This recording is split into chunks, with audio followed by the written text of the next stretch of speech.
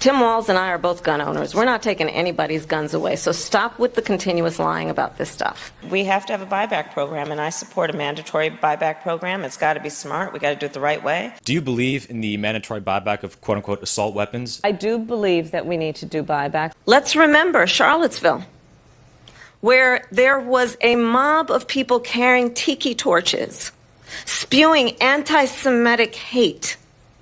And what did the president then at the time say? There were fine people on each side.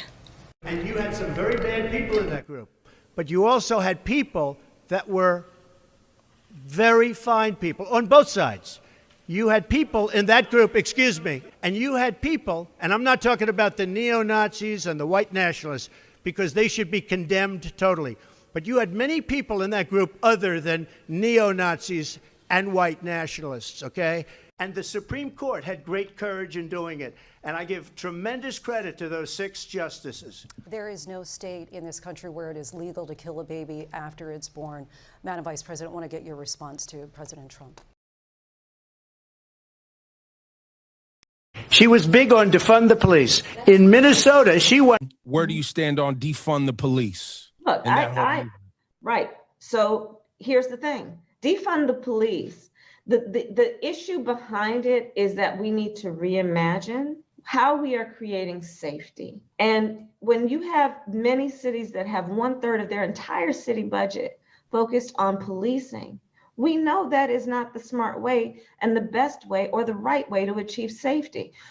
For too long, the status quo thinking has been you get more safety by putting more cops on the street. Well, that's wrong. And then also, again, what we need to do about demilitarizing our schools and taking police officers out of schools. On that point, Donald Trump, the candidate, has said in this election there will be a bloodbath if this and the outcome of this election is not to his liking.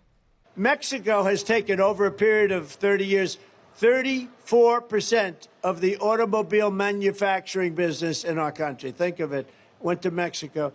China now is building a couple of massive plants where they're going to build the cars in Mexico and they think that they're going to sell those cars into the United States with no tax at the border. Let me tell you something to China. If you're listening, President Xi, and you and I are friends, but he understands the way I deal, those big monster car manufacturing plants that you're building in Mexico right now, and you think you're going to get that, you're going to not hire Americans, and you're going to sell the cars to us. Now, we're going to put a 100% tariff on every single car that comes across the line, and you're not going to be able to sell those cars.